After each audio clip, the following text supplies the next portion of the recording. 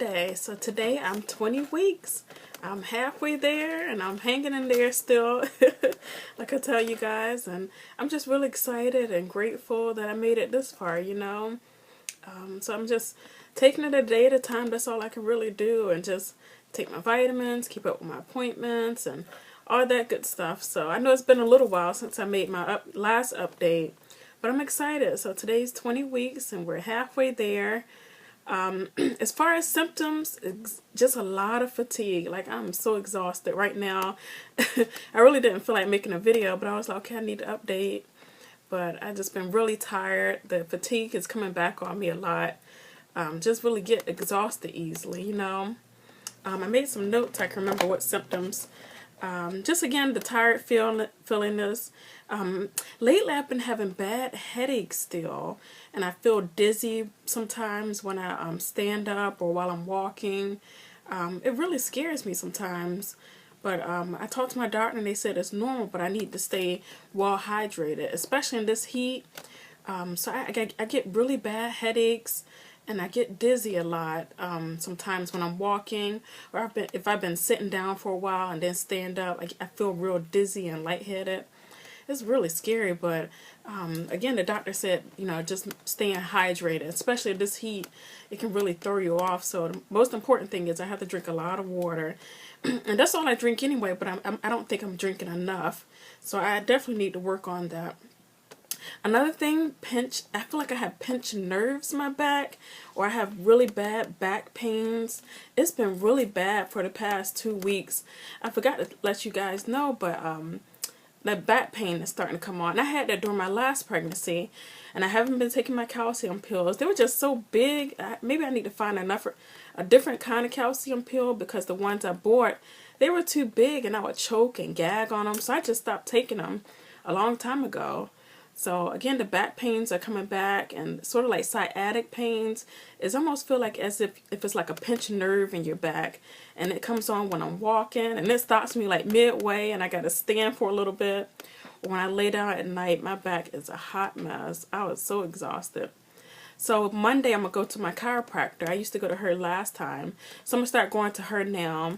Again, and the chiropractor, it helps readjust, realign your spine and your bones, and helps make room for the baby too. So if you research it, getting a chiropractor during your pregnancy is like one of the best things you can do, because it helps make room for the baby. It helps your bones and all that good stuff. So I would definitely encourage you to look it up if you're expecting.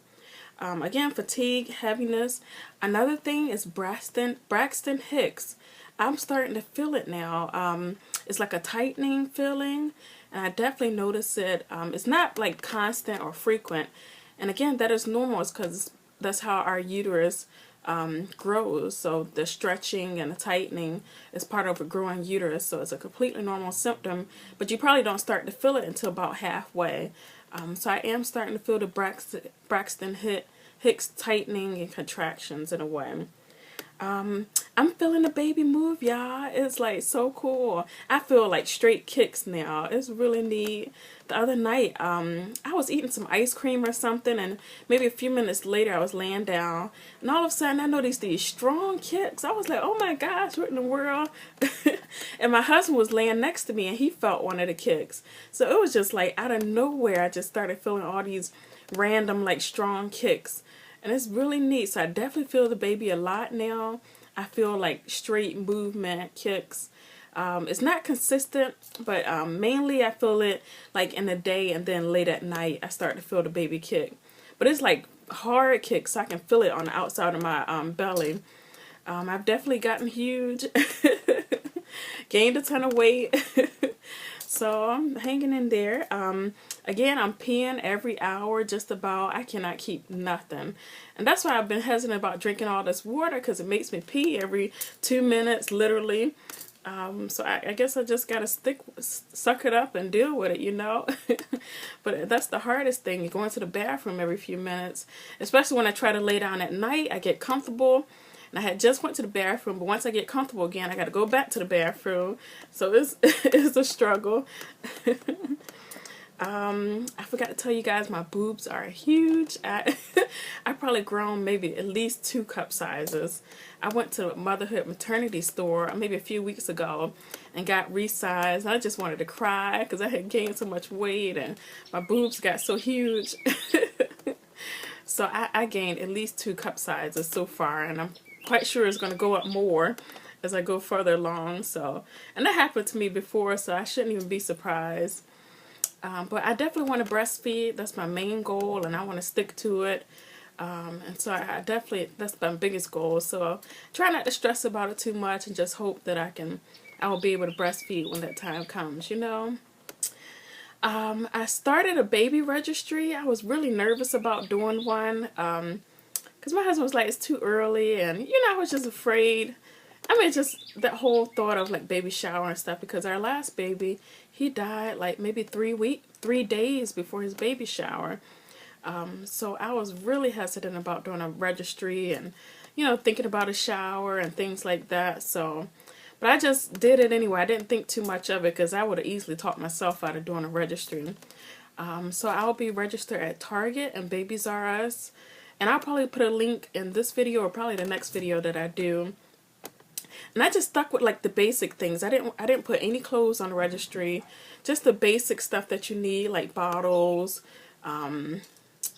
Pampers, things like that, wipes. I don't want a bunch of extra stuff, you know. So I just stuck with the basics. So last week, y'all, I had a doctor's appointment, and I was so grateful. It went extremely, extremely well, and I really appreciate guys for your prayers and sticking with me, because I know my appointment so far hasn't been that well. But we did have an anatomy scan at our 19-week appointment, and everything was perfect. The baby was perfect. And you could tell the doctor really took her time with the anatomy scan. And she also had a student with her, so she really like identified each part of the body and the organs and what to look for and what's normal and what's not normal. So they really took their time, probably too much time, doing my ultrasound. It was really awesome, and I was just so grateful.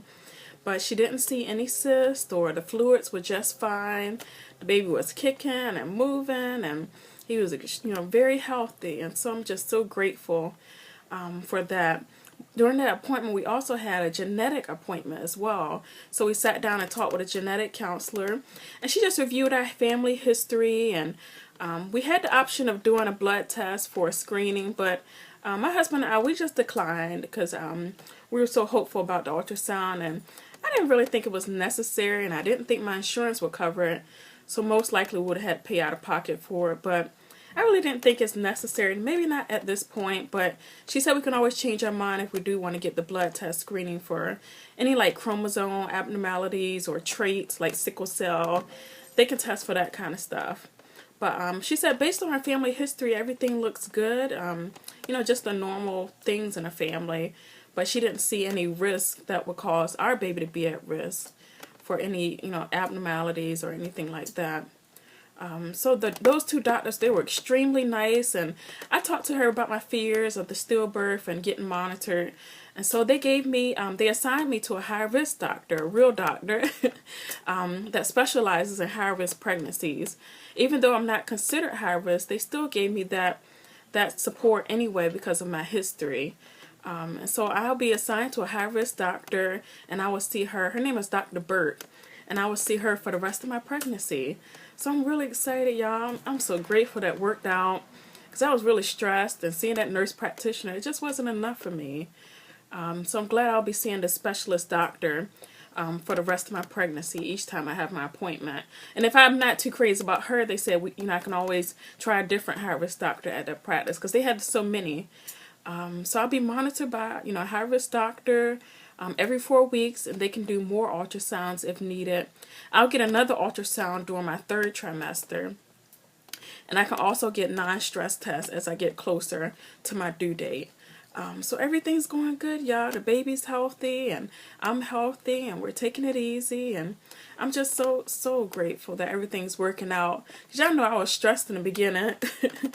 But all I can do is just think positive. I can't think about the negative things and the billion things bad that can go wrong with this pregnancy, because if I think that way, then I wouldn't be able to function. I wouldn't have made it this far. So I'm doing good and I'm hopeful. We still don't have a name yet. Me and my husband can't agree on a name.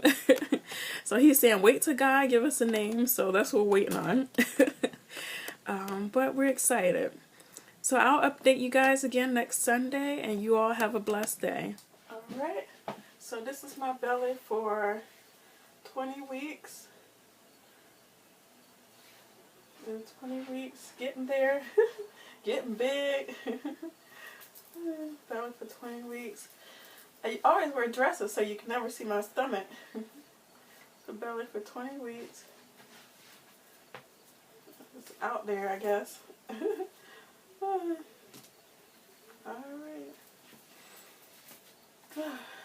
20-week belly.